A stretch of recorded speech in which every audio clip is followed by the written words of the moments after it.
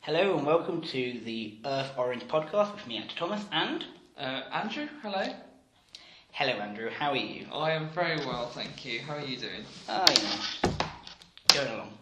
But yes, so today on this world-renowned podcast that's only... Well, Earth-renowned, I think, is the better... Oh, very good, I like it.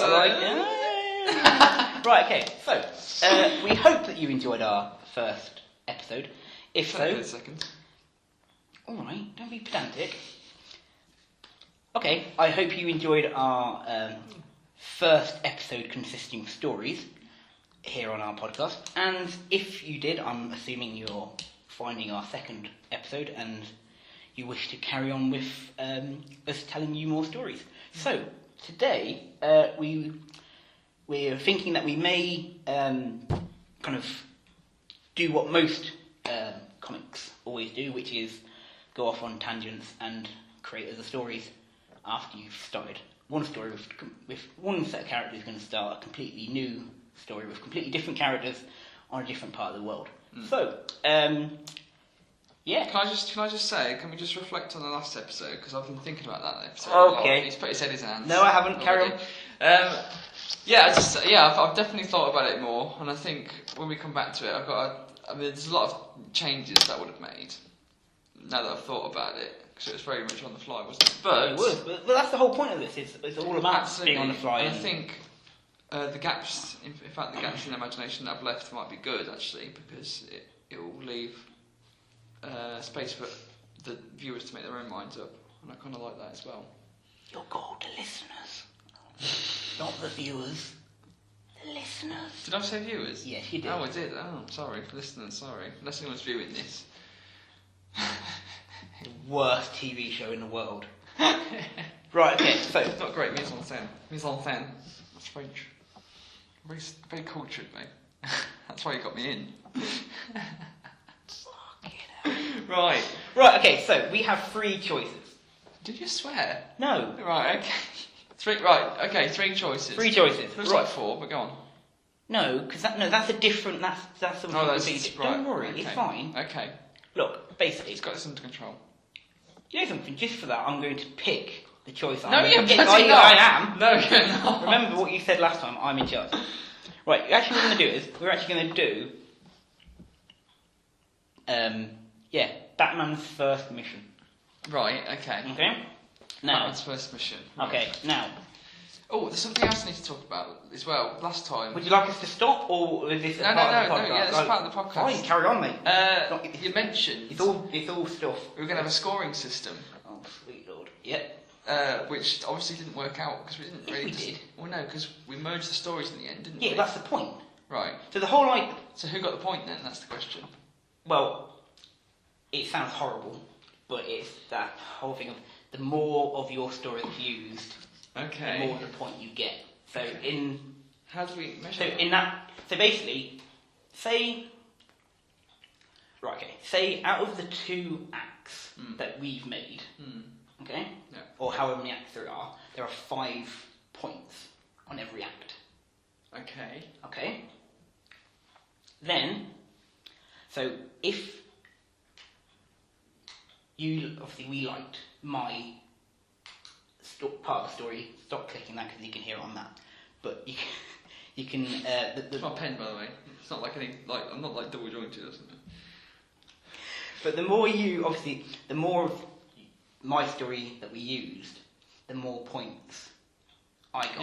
Yeah, I get that. Okay, so if we work on the principle that say for the first act I got 3 points, you got 2 points. Right. On the second act, I got 2 points, 3 points. yeah, That would be even though, wouldn't it? Would it? well, whatever it is. But let's just say. We'll figure it out another time, shall we? Well, no, let's talk about it now because then Okay. obviously I can see in your eyes it's been Well, eating it away with you. Well, no, I just feel like we evenly split it. Like, I felt it was quite fair last time, and I would call it a draw, actually. Okay, should we say we both have a point then? Both have a point. Okay, right. he's written it in his book. Apparently, I've written it. He's written it in his book that we and I remember I'm filling out the big piece of paper with the line along it with the little point. You're keeping points. Alright? Right, got it. The big piece of paper with the line. Yeah, Just remember, after we've hit 150 episodes, my plan is to actually give away a copy of this big sheet of paper with a line on it. Nothing written on it. Yeah, well, yeah, no, there will be. Oh, right. That's what I'm going to email you later on. I've already started. Oh, you've already drawn the line. No, I've already started put 1 point on the line. Oh, okay. And then after this, Flipping heck. there'll be 2 points. Right, very well then. Okay. Right, okay, very good. So, Batman's first mission Yes. is the start. So, we have to decide the elements, yeah? Yep. Now, Did we decide that we have 5 elements per, or are we just going to wing it? And whatever you feel comfortable with. What elements do you feel we should have?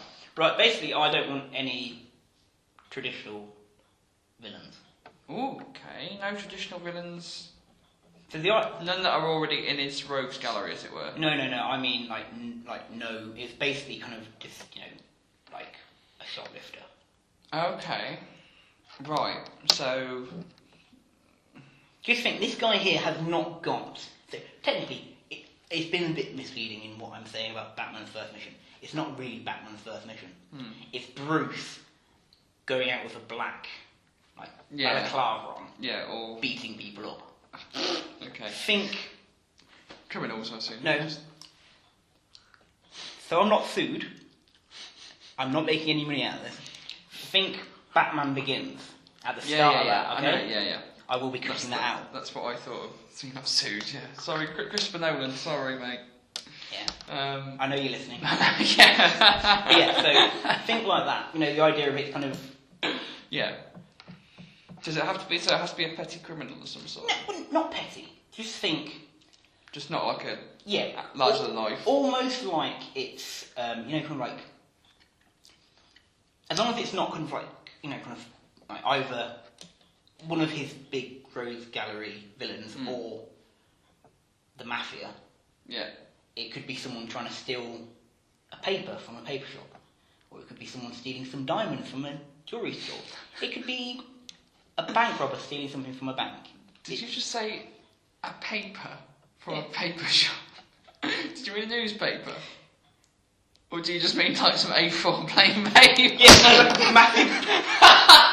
He runs out. He's got like a box of plain paper. Hey, stop! Yeah. Like a print room at work. Yeah, exactly. But yeah. We do that a lot, steal paper. Right. Don't you? I mean, They might be listening. God, yeah, sorry. Sorry, Christopher Nolan. No, I'm talking more about our boss. Oh, yeah, but what if Christopher Nolan tells them? He's got his... I don't think they're in communication. Oh, okay. It might be, who knows? Yeah. If you are, please contact us first. Yeah. On the email that will be on screen. That will be on the screen. In the comments below. Oh, yeah. But yeah, carry on. Right, so no traditional villains, any other elements? He can't... It sounds... Okay, the only other thing I want to say is I don't think he can have, any traditional weapons. It's that whole... Basically, it is before he's got anything. Right, yeah. I want this to be kind of So I'm going to put no fancy tech. Yeah. What's the time, as it were, the time setting? Because last time we chose the 1980s. Oh, this is going to be this is 2001. Right, okay, so 2000s. Well, no, I'll say 2001, so early 2000s. I've just put early 200s there. Don't do that far back. With his gladius in hand. Why did I choose Andrew to do this podcast with? Can you tell me? Because apparently Christopher Nolan was busy. Ooh, you're going to let him get away with that? Carry on. Okay. Right, Are you happy with those, or do you design to enter your own that's fine, that's fine. Cool. I think I'm gonna. Can I throw an element in there? Yeah, of course. Knock yourself out. I'm going to take inspiration from The Long Halloween and say it has to be set on a specific holiday, which I'm going to let you choose. Actually, you can get creative. So it has to be set on a holiday. When you say holiday, what are you talking? So it could be Easter, Christmas. Easter, Christmas isn't a thing. It's either Easter or Christmas. You can't Oh, have Easter. right. Yeah, Easter, Christmas, April Fools, Halloween if you really want, Valentine's Day, anything like that. Right, okay. Thank you very much. Right. Should we just go with them? Yeah, how about you go first this time? Right, okay. You go first. Right, I'm going to have to think of something now. Right, okay. Bruce Wayne. I have to generate some ideas now. Okay. Would you like me to do a bit of filler? Right, Do we we're do a bit of going to do filler? some music. No. If you like, when it gives you time to think, I can do a bit of filler for you and just Have you got some filler? start talking about complete rubbish, but it's got nothing to do with this podcast. Oh, okay. Have you got some filler? Yeah. Does everyone want to know how to make a door? Oh my god. See, that's given me enough time. No. In fact, I'm going to do it from stealing a door from a hardware store. No, it's very simple. All you've got to do is you have to have 2 long bits of wood, 2 short bits of wood, God, it's actually going on about it. and then you have to have like 2 kind of like actually 4 bits of or either 2 or 4 thin bits of wood. And obviously, what you do is with the short bits and then the long bits, what you do is you create hinges, well, like a wooden hinge that you. Right, stop. I can't listen to this anymore. Right, I'll talk through my ideas. Right, it's going to be set. Bloody hell. It's going to be set. You asked me to do filling. Labour Day. So it's set on Labour Day. Will you explain? No, What because I don't know what Labour Labour Day Day is. But it's going to be set on Labour Day. It's a US holiday, Okay. very exclusively. Do you know what Labour Day is? No, that's why I asked you to explain. No, well, I don't know, but it doesn't matter because it's not related to the crime. Okay. So Bruce Wayne has procured somehow, I'm not sure if you're going to count this as fancy tech, but a police radio. Okay. Through some kind of means. So he, as this is kind of his first time, he assumes that the criminal's going to be out at night, so he waits till night. Have you got anyone with him? No, it's just him. It's just him. And he's been anticipating this all day, and he's kind of, the memory of his parents is like burning in his mind, and he's full of this fire, and he wants to get out there and do anything. But it's not as exciting as he anticipates, especially not this day. And he's hanging around on this radio for a long time.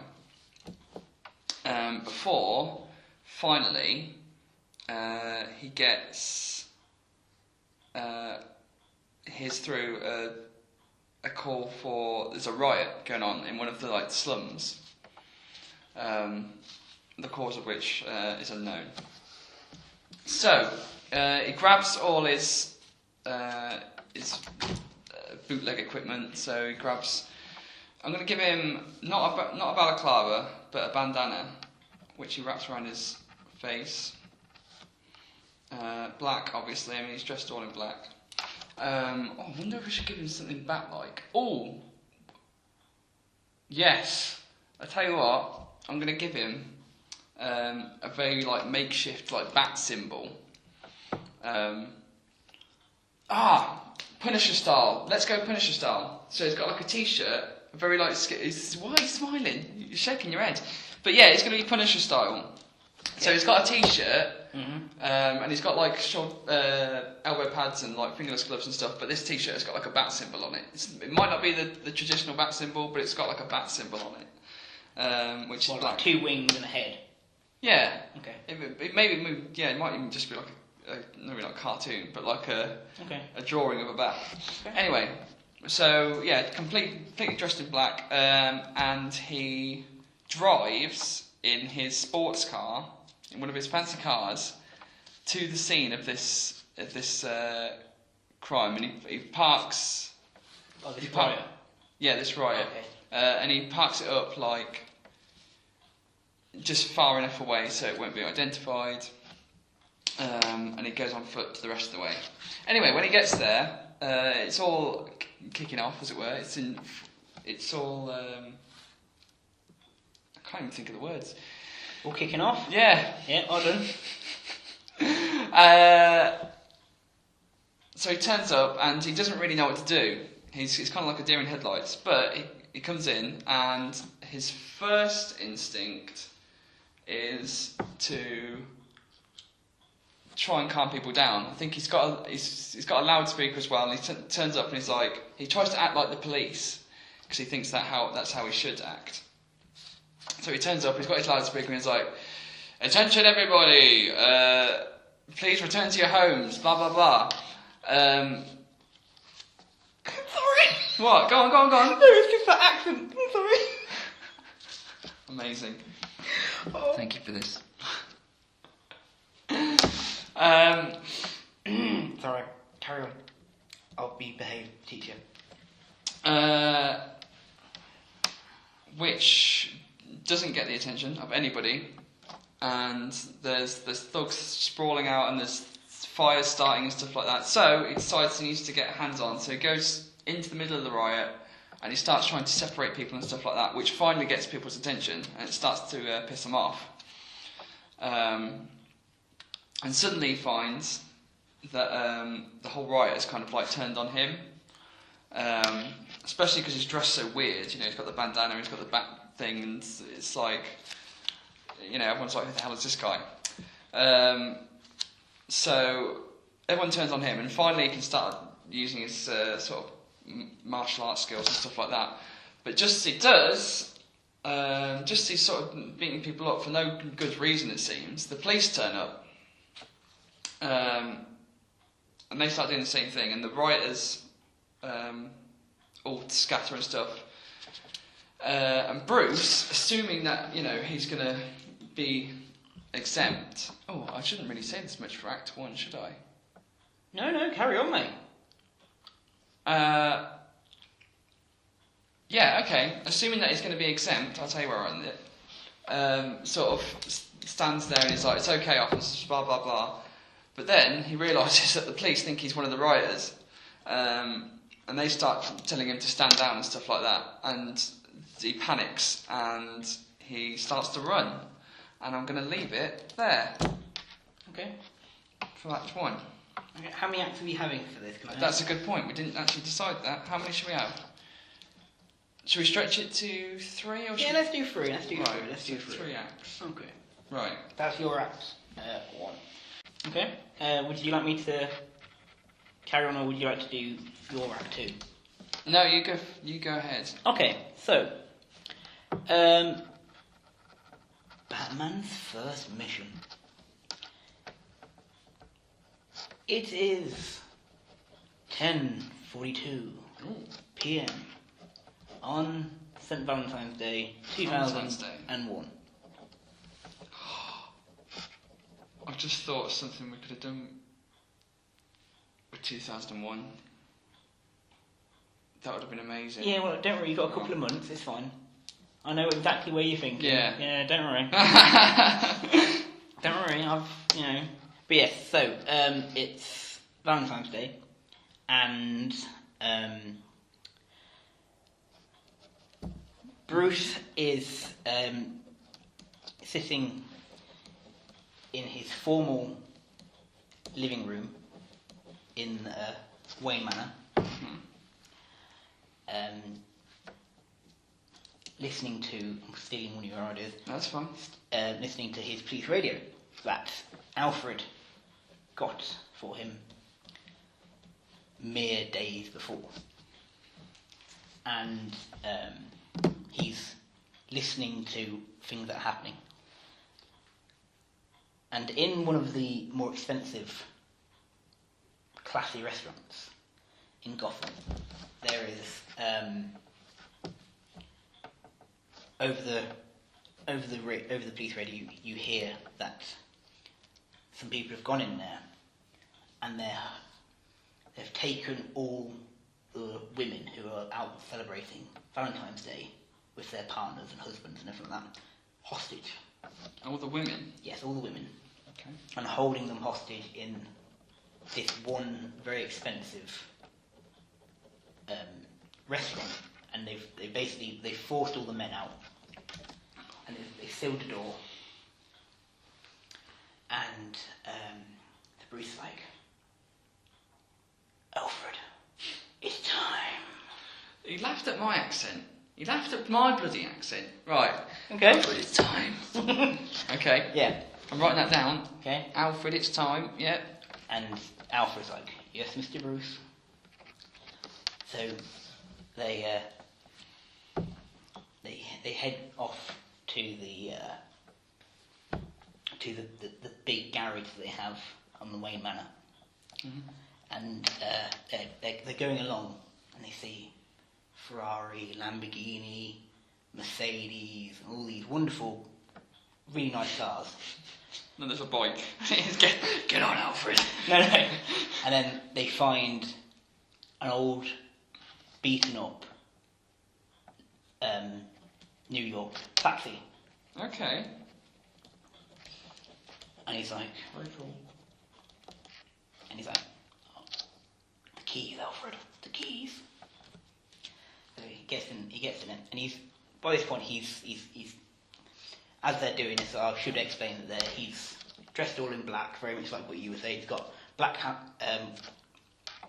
balaclava even, thank you, gloves, black, shirt and jumper and trousers and boots and things like that, and looking as if he's out there to hurt people. So he gets into the car and he drives off at speed. And then as he's driving around, Gotham to this restaurant, a little red flashy light appears on the in-taxi communication. And he's like, hello. And it's Alfred saying, hello there, Mr. Wayne, Mr. Bruce even. I'll help you to find out the best routes, to how to get there. I've forgotten to. I'm going to forget to do the accent because it hurts. So thank you. And so he's driving along, and he gets caught a couple of times because there's a massive long queue and all that sort of stuff. So he has to back up, and he finds another way and all that sort of malarkey. But finally, he gets to, say, a block away from the restaurant. Mm-hmm. And he gets out of the taxi. He takes the radio and he says, Alfred, wish me good luck. Good luck, Mr. Bruce. Off. Turns off before he turns it off. So no one can, it would be able to just easily turn it back on, but he's not really thinking straight at this point. He's got his adrenaline up. Yeah. And he runs around to be on the road. And he sees there's about a 25 thick people, from the barriers that the police have set up to... Crowds, yeah? Yeah. So he's like, darn it, how am I going to get past all these people? And then he's like, so he's thinking, and he runs along an alleyway, and he sees that behind this alley, as you go through this alley, there's another alley that goes all the way up the length of this block, parallel to the road. So it's the back of the buildings. Mm-hmm. So he thinks, I wonder if there's a ladder or a fire escape or something like that.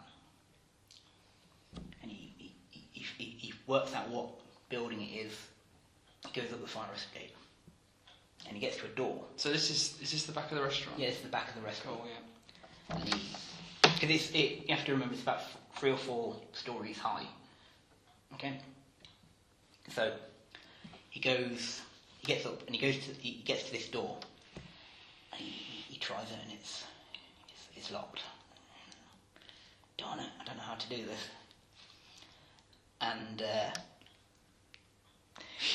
And so he thinks, I wonder if there's anyone there. Like, I wonder if there's anyone behind this door. So he does something that's quite childish. And he just knocks on the door. Yeah. Fair enough. And that's the end of that one. Oh, nice. I like it. So, hang on, is this door...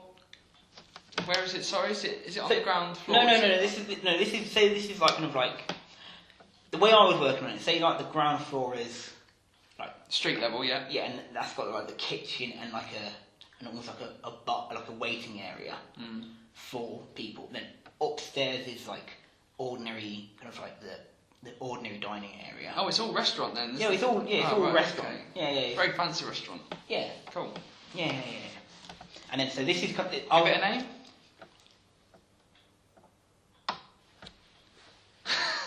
The Hotel Mario.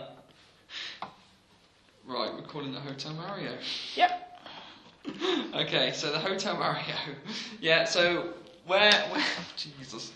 What? I did ask, yeah. You didn't ask stupid questions, did you? Apparently not. So where's this door? On what level is it? Okay, this is on like kind of the Above the restaurant level. no. This this is like level 2. This is like second floor. So you got ground first, Yeah. second. Ah, right. So Okay. this is kind of this level is sort of like the this is like the posh restaurant bit. And the third floor is sort of kind of like loungy area, and then the staff room, and offices. But yeah, but this is what sort of where people, well, yeah, it's all that kind of thing. That's where it's all gonna be. That's where all like the main rich people would go if they were. Yeah. It's like the VIP bit. Yeah. Oh, that's cool. I like it. Okay. Right. I don't quite know why there wouldn't be like doors onto the fire escape on the other floors, but Hey, I haven't worked that one out yet. look, the Hotel Mario is a strange no, place. It's a restaurant, mate. Well, you called it the Hotel Mario. No, I call it a restaurant. I call it the Restaurant Mario. The Restaurant Mario. Didn't I say restaurant? No, you did say, didn't.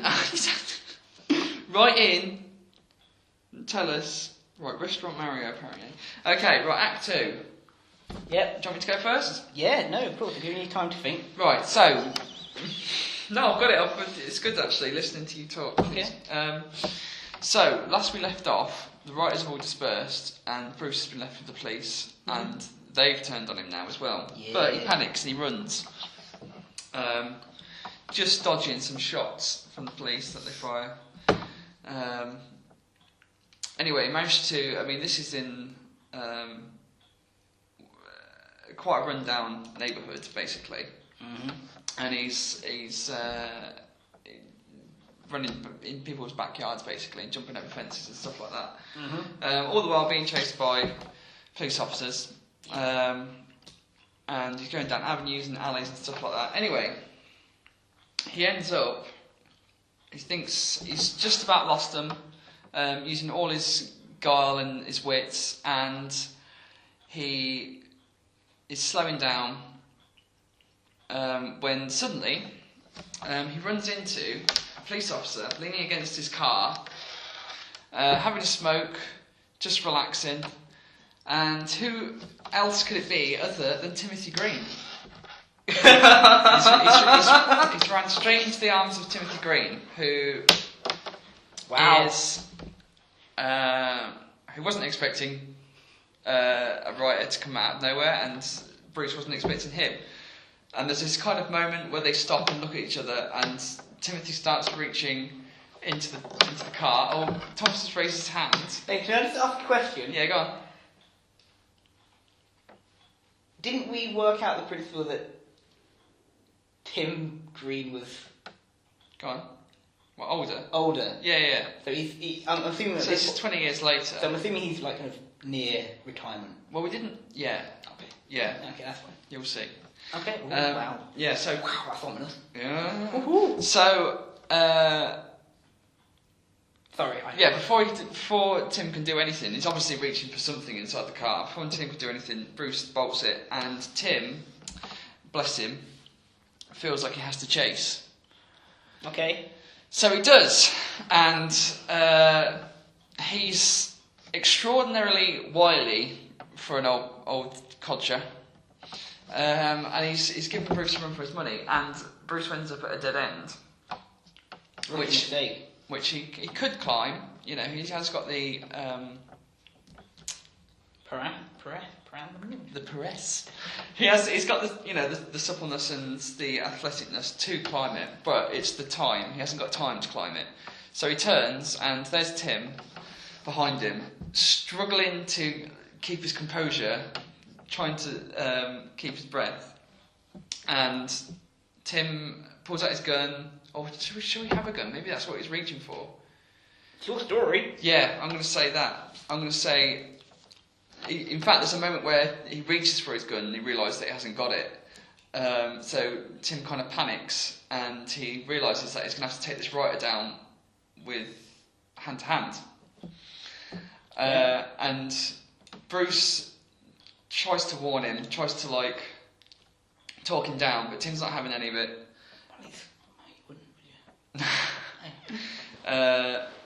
He's a cynical man, but he does do his job. And so he comes to Bruce and he throws a few punches and stuff like that, which Bruce easily dodges. Mm-hmm. But Tim just carries on. If anything, increases in ferocity. He's getting pissed off that he can't hit him. So Bruce is forced to act, and he throws out an innocuous sort of anyone else would be able to take it, but it's like an innocuous riposte, and he hits him on the chest or something, which sends Tim flying back, and he starts clutching his chest. And sure enough, right there in front of him, Tim's having a heart attack or something. Oh dear. And Bruce doesn't know what to do. Does he leave him or not? Well, he. I think based on who Bruce is, he picks him up and he takes him to the cops. He tries to find the nearest cop, who just so happens to be Jim Gordon. Ooh. So out of the alleys comes Bruce Wayne. He's still got his mask up and stuff like that. Oh, his bandana. It's a bandana wrapped around his head. Yeah. He's still got that up, carrying Tim over his shoulder. And Jim obviously throws his gun up and is freeze, gets to the floor and stuff like that. And he's forced to arrest him. So they jump in the car, and Jim's sitting there with this dilemma: do I take Tim to the hospital first, or do I take this perpetrator to the police station first? What do I do? But Bruce is like, take this guy to the hospital first. Do that first. So they do that, and they go to the hospital. And all the while, Bruce is in handcuffs. I've got an idea. Should I go for it though? Yeah, of course. Up to you, mate. Up to you. No, I'll tell you what I'm going to do. Right. Is that Act 2 over? No, it's not. Right, Bruce does try to escape. Obviously, he's got the know-how and stuff to get out of cuffs. But it doesn't work. Jim is keeping an eagle eye on him, as much as he's keeping an eagle eye on Tim. So, despite Bruce's many attempts, Jim is still smarter than him. Mm-hmm. This time. And after Tim is accepted into the hospital and stuff, Jim can take Bruce to the back to the police station. That's where I'm going to end Act 2. See you in Act 3. We'll see what happens. Right, I need to write this down now. So, right. See, this is why he should be taking notes when he's talking. Well, you know what? You can take notes while I'm talking. No. Okay, so going back to Act 2 for me. Yes, to Act 2. Right. So where we left you? We left you knocking on the door. I left you, knocking on the door. Restaurant Mario. Yeah, well done. And he knocks on the door. Mm-hmm. Oh, I don't have to do the sound effects. You did the bloody sound. Oh no, but my story. But yes, so right, so he knocks on the door, and so obviously you know what a door looks like. It. In fact, I know how to make one now. Obviously, you know, it opens on one. You know, you open it, and obviously one side's still on the hinges by the door frame, and the other one. Yes. Opens Yeah. up. That sounds like a door to me. Yeah. So Bruce is waiting there, you know, kind of on the side. So when the door opens, you can just go straight into it. Waiting by the wall, and the door opens, and it's this big, burly, bald-headed bloke with a big beard. Wow, that really hurt. Ouch! He's damaged himself. And this guy's there. He's got a crowbar, Yeah. and so Oh God. with a split second, Bruce just smacks him. Yeah. Just, you know, kind of both his hands, you know, kind of like grab together and just completely. Yeah. Crumples him. Well, knocks him so hard on the side of his neck that he just goes down like a sack of potatoes. Yeah. And this episode is me really hurting myself because that's two things I've hurt myself. What a day. I'm not doing that again. It's getting too real. It's like VR. It really is. So what he does is he pops his head through the door and he says, "Like, has anyone seen that? Nope. Good." So. Yeah. He gets the man's body and he drags it out onto the fire escape. He takes the crowbar and he closes over the door and he puts the crowbar by the side of the door, but the man can't get in because obviously it's a fire escape, so he can only open it from the inside. So he's walking along thinking, right, where is everyone? Being really kind of like really quiet and sort of Cautious and stealthy. Yeah. And then he hears something fall.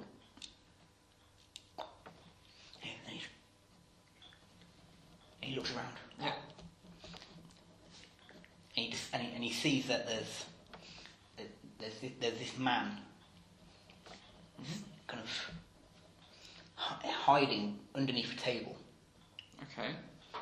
But because he'd been shaking so much, the cutlery Oh, that's cool. of the table had fallen off onto the floor. That's what he'd heard.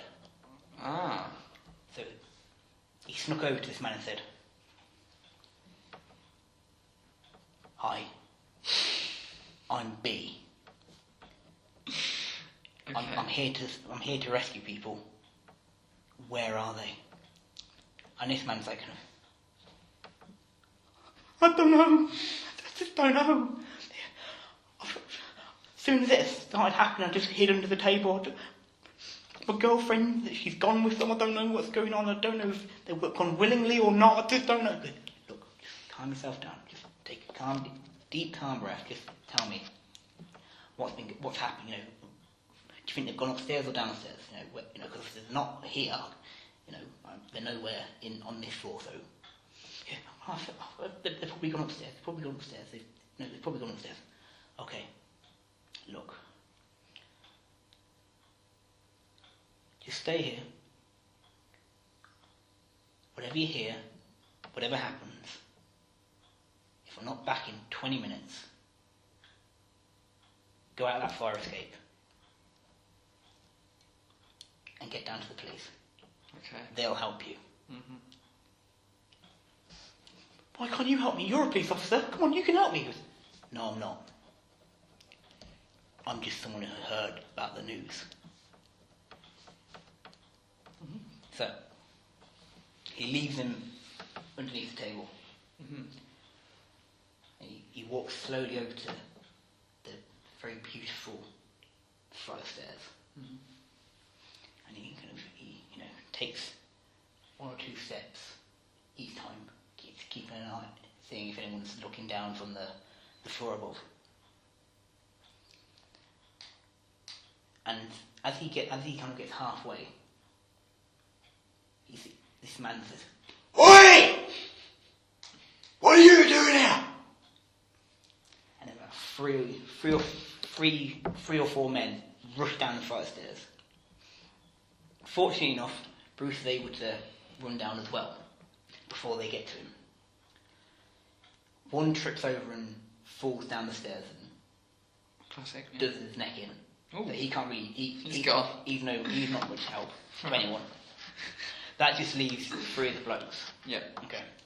So the first guy goes there and he's also got a crowbar. So he's swinging it like a gun, and Bruce is kind of, he's dodging it. And what he does, he punches in the stomach. And he goes, oh! He lets go of the crowbar. He drops that, and Bruce just slaps him around the face, and then knees him in the head as well. Okay, so he's on the floor. Mm-hmm. That leaves two other blokes. This one guy's rushing towards Bruce. Bruce sees a table. He rolls on top of the table, goes off it. Yeah, this guy tries to follow him.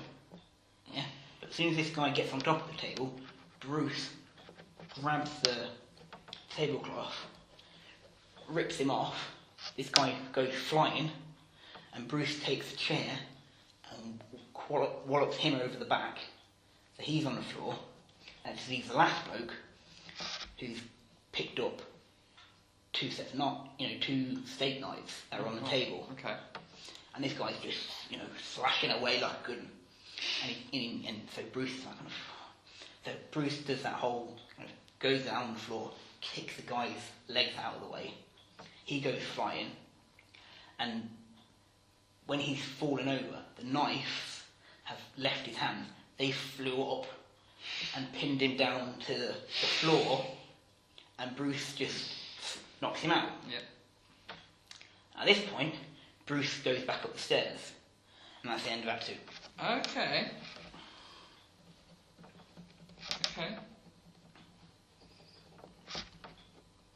Very well.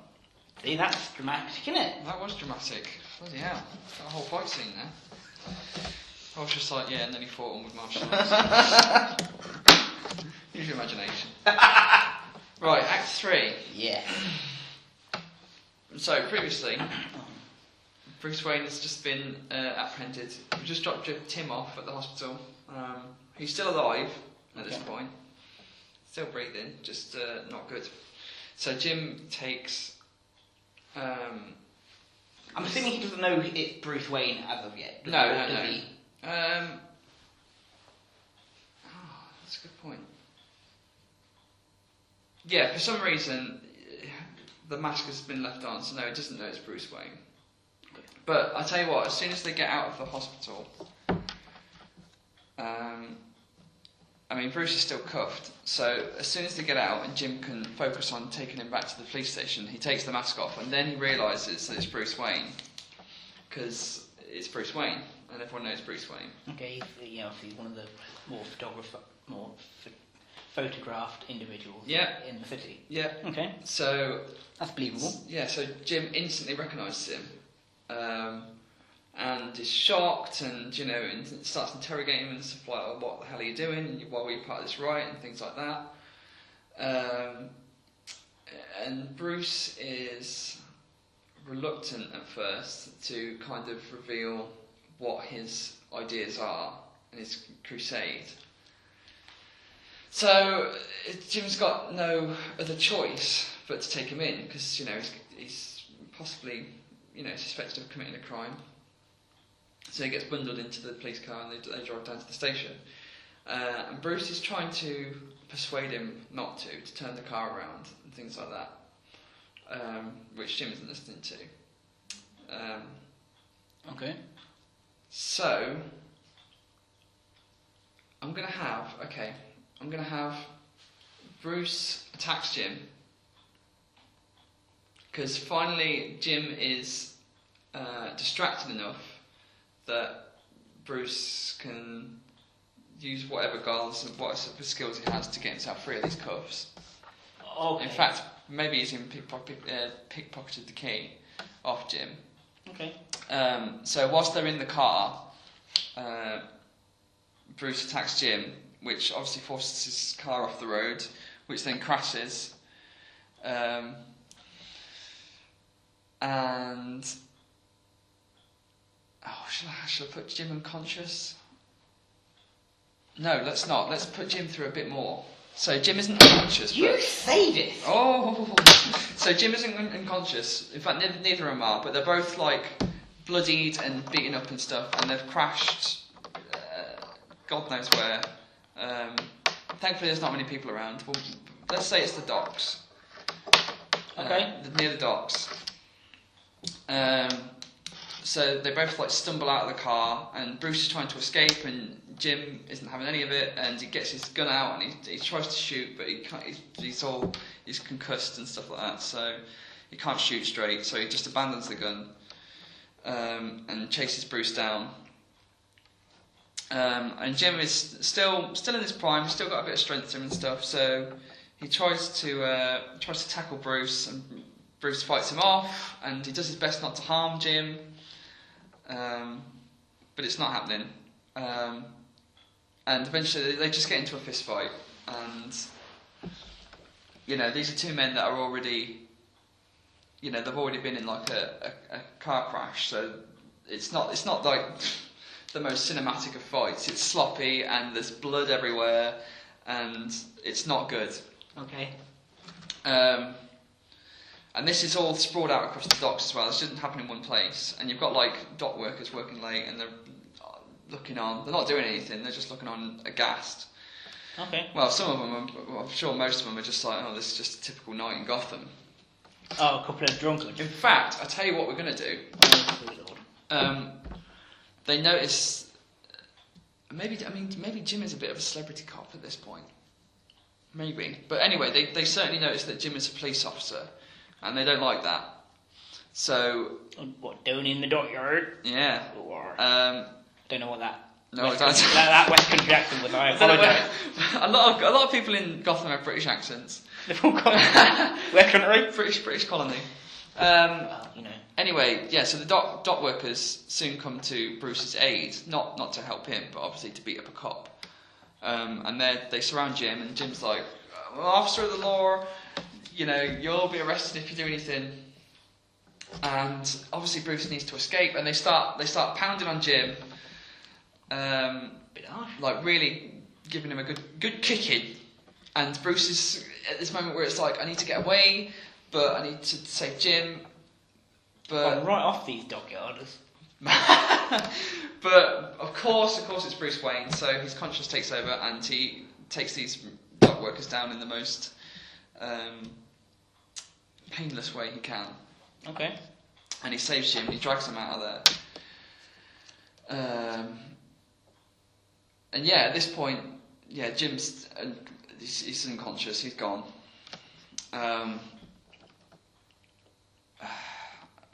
I'm going to say they're miles away from a car. So let's drag him into a taxi.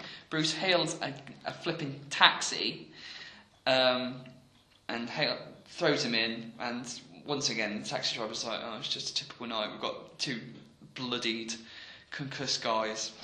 Okay. And I'd love for Bruce to be able to take Jim home, but he's not going to know, is he? He doesn't know where he lives. So I can't take him back to the station. Where can he take him? Not to the hospital.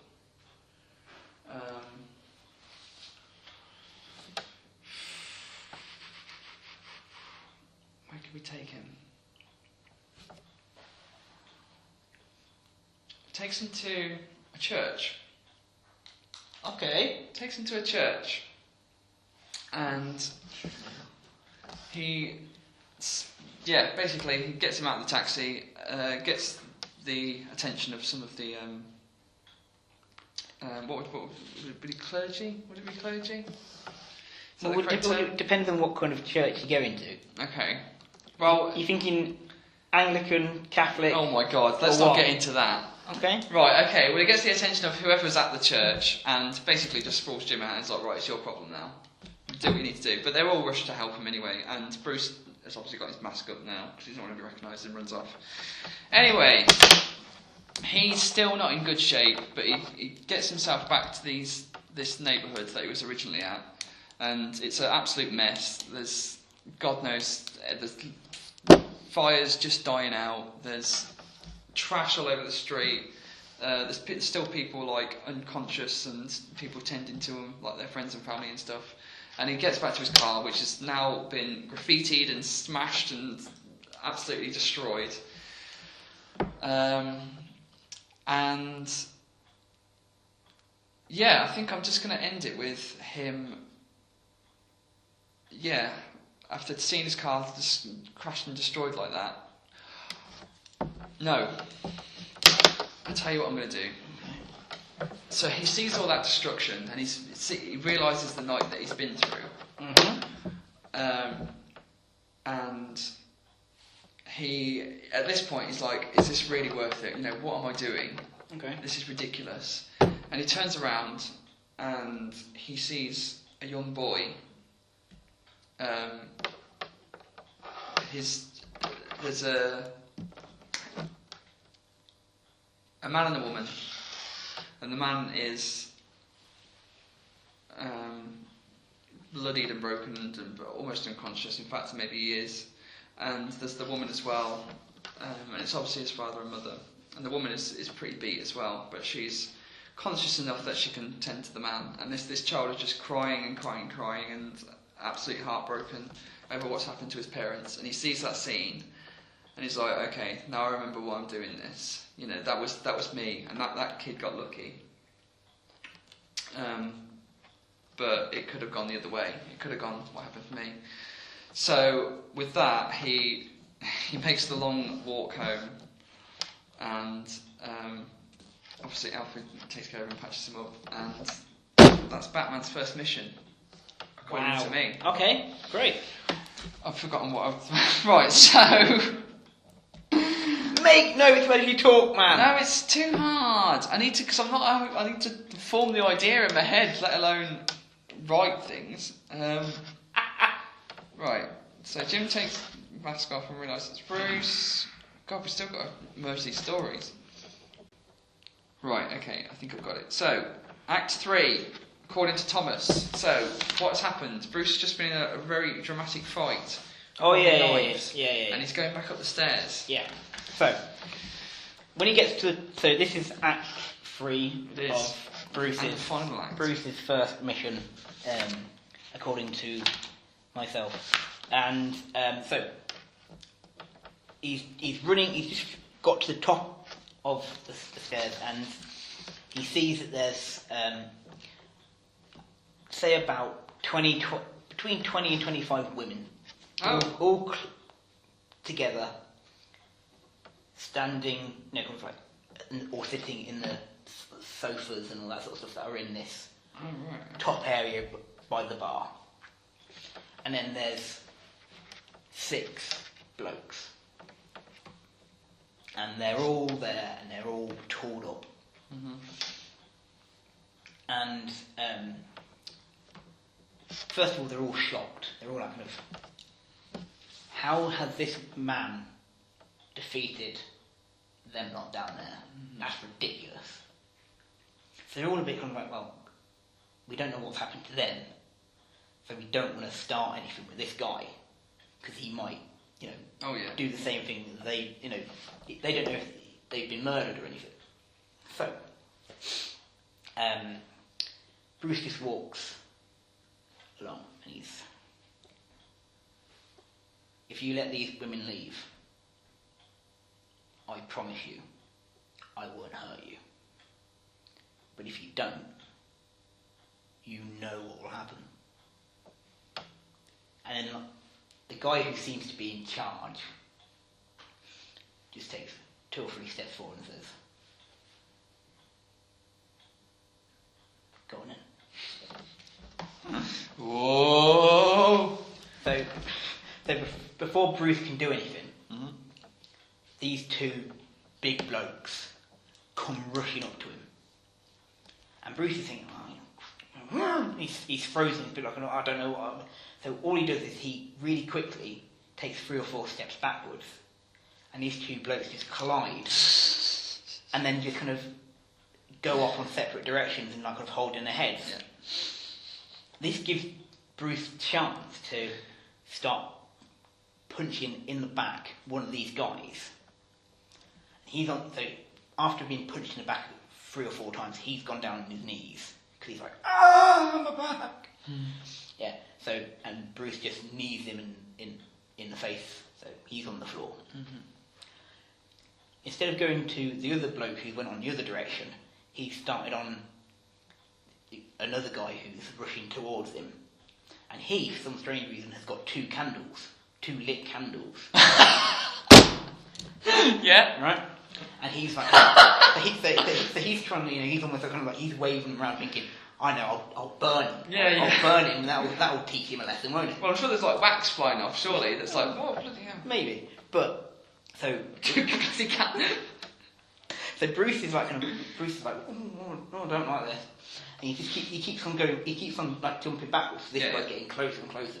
And obviously, he's wearing all black and it's hot. After a while when you fight, Oh god, yeah. you're going to get hot, and if someone's poking a candle in your face, it's going to get even hotter, isn't it, really? So he just keeps on going back and back and back until he kind of collides with the other big bloke. And this other guy just kind of like, he turns around, and what he does is he just grabs, like kind of around the chest, and lifts Bruce up. So Bruce is struggling because he's like, because the guy with the candle's like kind of,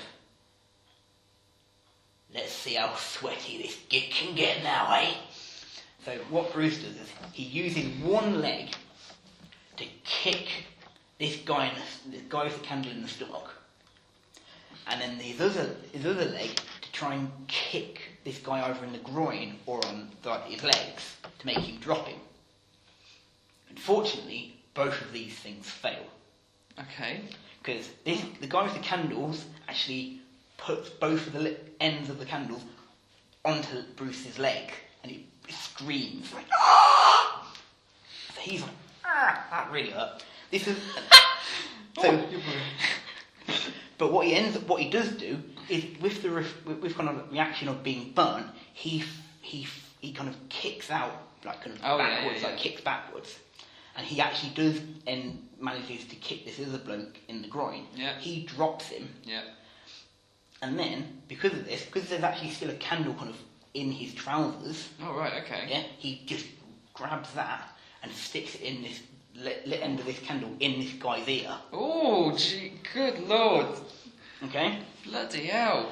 So, and then he just starts pummeling the guy who had the candles originally. He just knocks him out. Right? Yeah. But that leaves two.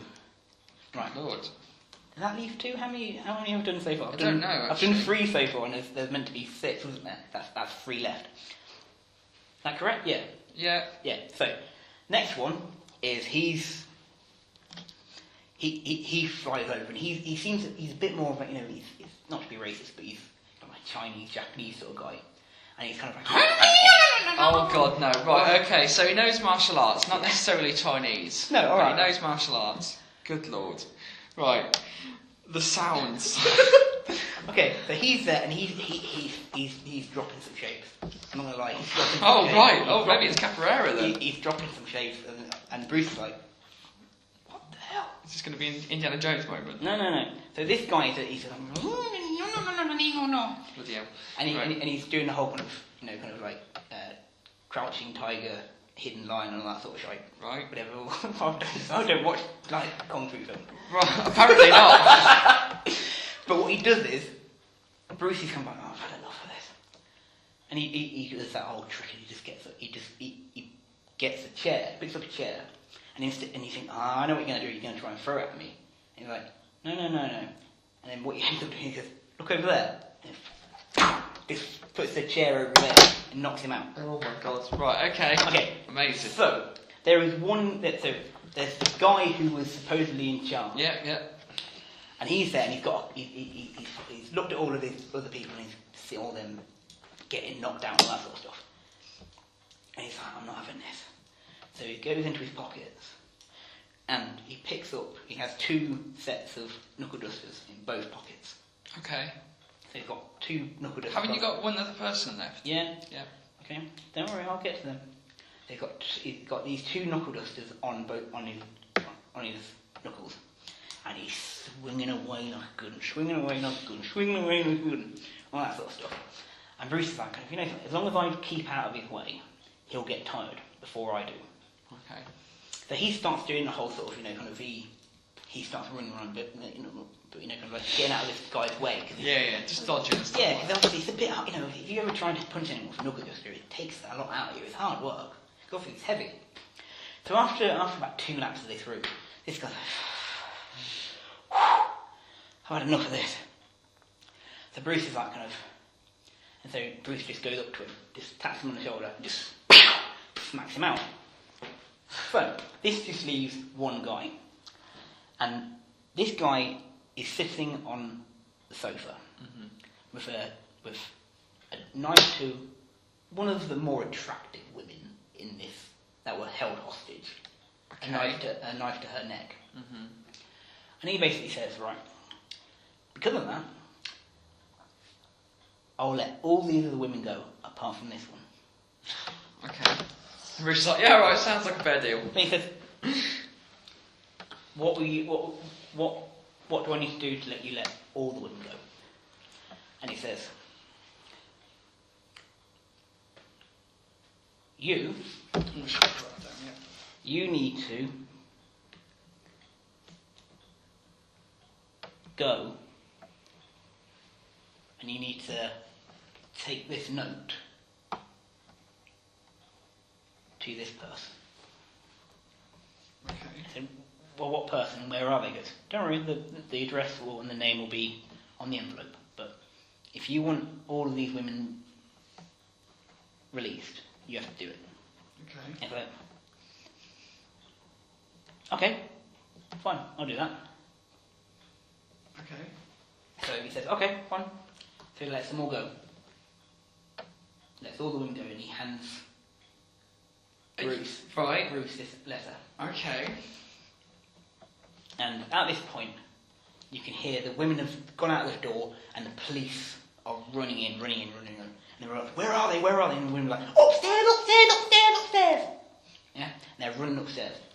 And just as the cops get to the level that they're on, Bruce just turns over the envelope, looks at the name and the address, just rips up the letter, and just says, deliver it yourself. And then just goes to a window, jumps out, and then the man gets arrested. That's the end. Okay. Okay? So, Andrew, what is your decisions? Right. I really, really liked your Valentine's idea, and I liked the idea of all the women being held hostage. Okay? I liked that a lot. Destroys note. Cool. So yeah, are we happy with keeping that?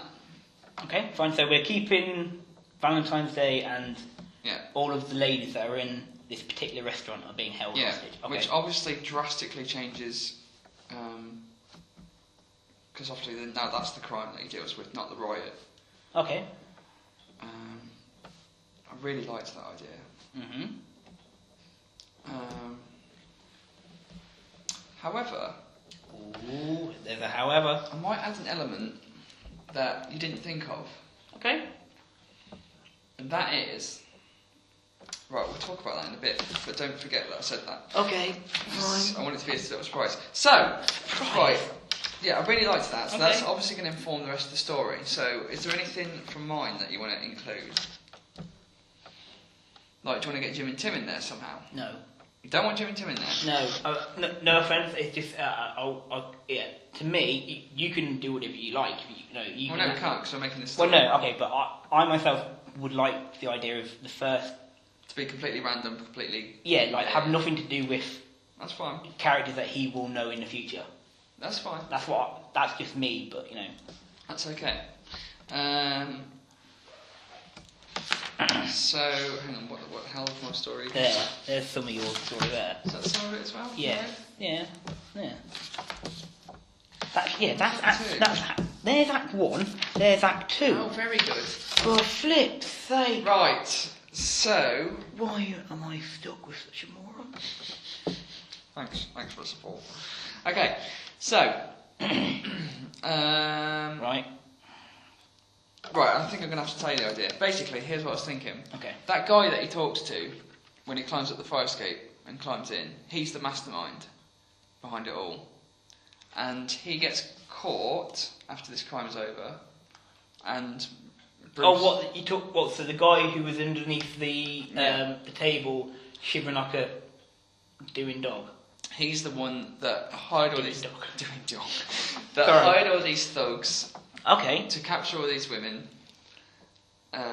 And For can I? whatever reason. Okay, so it's not going But we won't talk about the motives. We're not thinking. Okay, we're not No, thinking because motive. all that happens, the way that Bruce should Okay. we have him arrested?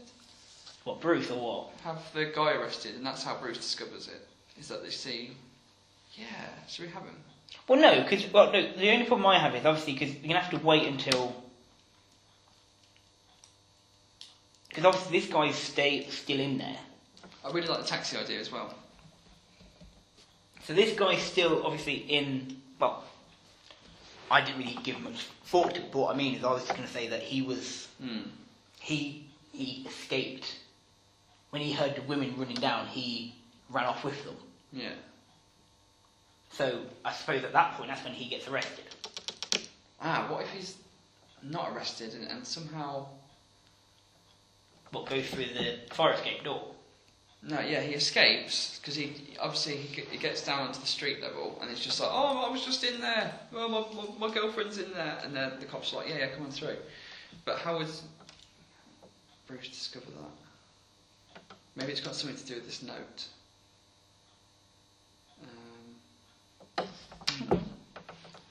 But yeah, I like the taxi idea. That's really cool. I like that as his first ever Batmobile that he just uses as a taxi because he can drive around. He can replace the taxi radio with the police radio. That reminds me of something else. That's from a movie, isn't it? Not that I know of. Is he like a taxi driver or something? Yeah, But yeah, fitted with police radio. okay. Well, the only reason I did because I thought because Alfred and him could recalibrate the sound waves and stuff like that, so they could. No, yeah, it's really cool. So obviously I can keep in touch with him and stuff like that. And so here's what I'm thinking. So yeah, Okay. so everything. So basically, this one's going to go to you, undoubtedly, Why is it all going to go to me? because my idea depends so much on Okay, Jim fine. and Tim and the right and things Okay. like that it can't. Okay. But okay, so here's what. So I want that guy to be. Sorry, just little cheers. I've won a point. So carry on. So it's 2-1 at the moment. Yay! Good. Sorry, carry on. Right. So this note. Also, I was thinking maybe the woman that he picks is. I know you don't want anyone from his rogues gallery. All right, screw it then.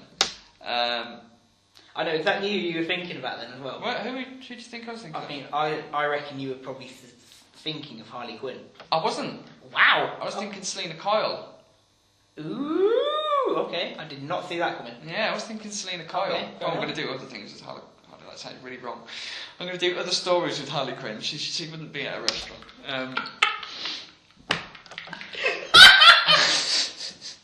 The worst thing of all is, I know you so well, so that doesn't surprise me about you. Goodness, I'll have you know. People at home, please don't listen to him. He's gone mad with power because he won a point. Well, you know, it's a what's that word? No, I'm I know how Oh. it. I know. One of the women. One of the One women. of the women could tell Bruce Wayne. They could be like, "Did you catch that guy? The guy that's like the mastermind of all this, who looks like this." And What outside? No, yeah. So when after the. Well, no, even before. Hang on. Why don't we work on the principle? Let's do it point by point, and then we can talk about things that the. Right, you're happy with this guy being the mastermind? Yeah, sure. Right, so. Look, mate, I've won. I don't care. All right, so from now on. No, I still have to air okay still. Right, so guy that Bruce encounters is the mastermind, and he escapes. Yes. Okay. Also, this note. No. Let's go back. Let's say. Alright, go on. Okay. Is there anything else from your Act 2 you want to put in? I can't, can I? Yes, you can. Let's have No, a I read of can't, your Act 2. It's my Act 2. Oh, it's all about the hospital. It is. Oh, okay. Yeah. Okay, right. Like the rest of the story. Okay, let's talk about this. hinges. Okay, let's talk about this note then. Talk about the note. Do you mention what's? Do you talk about what's in the note, or Yes. you talk about what's in that note. Right. It needs to be really important. I don't think he should rip it up. I think it should mean something to Bruce Wayne, whatever's in this. Well, no. The only reason I said that he would say, I would take this note to that person, is because that's the only way he thought he could get all these women out. So you can say all you like what's in that note, but Bruce will never read it. I want Bruce to rip it up without actually reading that note. He might see the name and the address, but I never want Bruce to read that note. Okay, then I want him to recognise the name and the address. Okay, that's fine. And he doesn't rip it up. And I the name and address. No, I want him to rip it up, because if he doesn't rip it up, then there's always a chance of, in a couple of episodes' time, you'll be like, I want him to open up the envelope and see. What's wrong with that? Because it's his first mission. You don't want it to, he wants to remember it for all the good things, not thinking, if I did that, it would have been completely different. Alright, okay. You can write out what you want to be in that note, but I just don't want Bruce to actually be able to read it. Alright, so the name and the address is the most important thing, so that's the thing that's the only thing that he sees. Yes. Okay. So he can't recognise it, but... Well, no, he can if you want him to, but I just don't want him to read the note. And this might be the opportunity for you to put in... To put in something from mine? That's impossible. Well, no, not yours, but I mean, like your... either Selena Kyle or... Well, I was thinking, what if it's addressed to Selena Kyle? Okay. No, what if... No. It's addressed... He's done all this to get the attention of somebody. Okay. Not Selena Kyle. How about Selena Kyle's parents?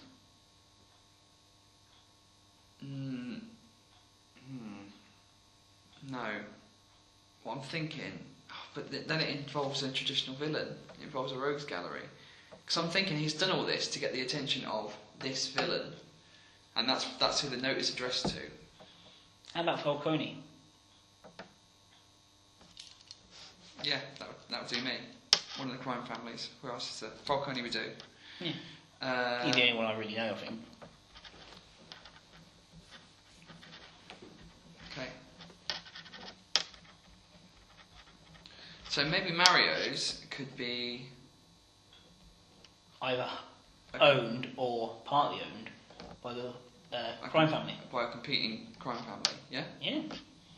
Or his crime family. Yeah. Which one should we go for? Competing? Should we do it like he's done it to impress him, or should we do it as like a hostile act? I reckon we should do it as a hostile act. Right. So Mario's is owned by Falcone, and maybe one of the women is. Maybe that woman, in fact, is a Falcone. Yeah, like a niece or a younger cousin. Or yeah.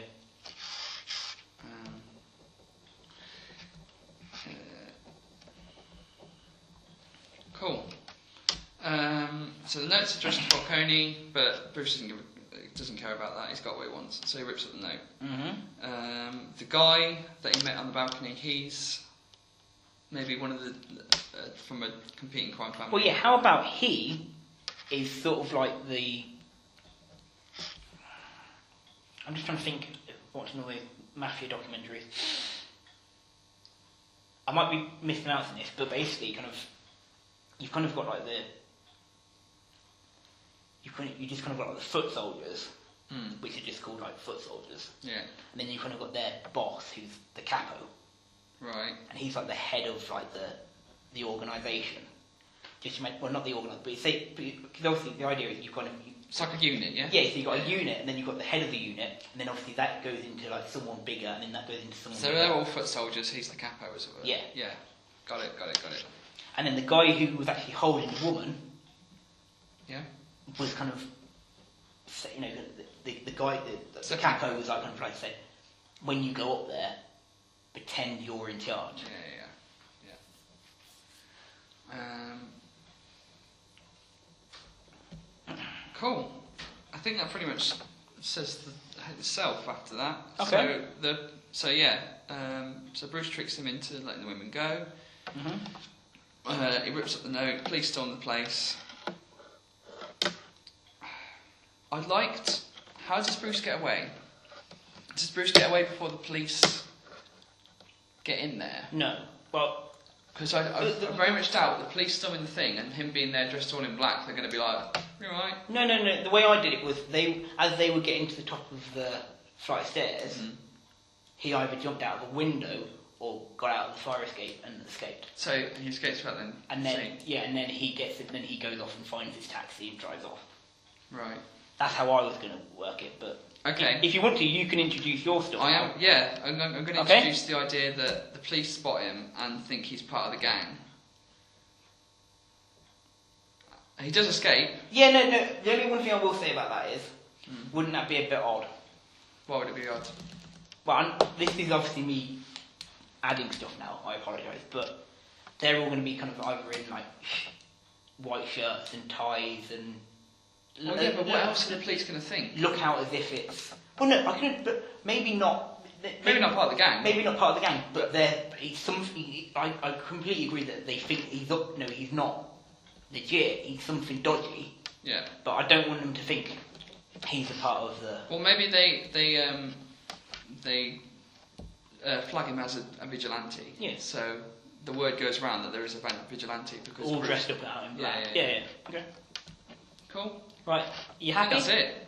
Yeah.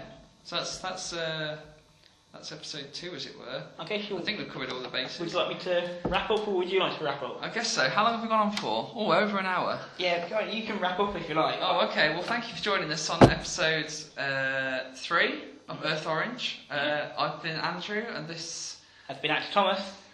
Thank you for joining us. And if you would like to contact us, please, you can email us on the email address that will be in the. What am I talking about? What's it called? Yeah, it's in just below the video, isn't it? Yeah, below the video, in the description. Thank you very much. And yes, and we hope to see you again next week. Goodbye. Farewell.